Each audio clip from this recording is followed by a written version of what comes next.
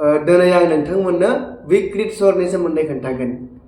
विकृत स्वर माने जाहैबाय जाय स्वरा गावनि जायगानिफ्राय सोलाय सोल' जानो हायो एबा माने गावनि जायगानिफ्राय गाहायथिं फैनो हायो एबा गोजौथिं दावखोनो हायो आरो बे स्वरखौनो जोङो विकृत स्वर होनना बुंनाय जायो। विकृत स्वरा गासै मोनबा दङ। बेफोर जाहैबाय रे, गा, मा, धा, नि। बेखौ मोजाङै गोसोआव लाखिबानो जाबाय।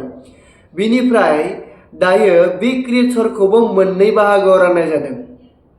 बे जाहैबाय 1 नाम्बाराव कोमल विकृत स्वर आरो 2 नाम्बाराव तीव्र विकृत स्वर। दायो आङो नेक्स्ट भिडिअ नोंथांमोननो कोमल आरो तीव्र स्वरनि सोमोन्दै मोजाङै फोरमायगोन।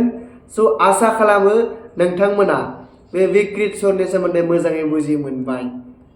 आरो जुदि सोरबा मिथियोब्ला कोमल स्वर माने मा, तीव्र स्वर माने मा, बेखौ कमेन्टआव खोन्थाहरबानो जाबाय।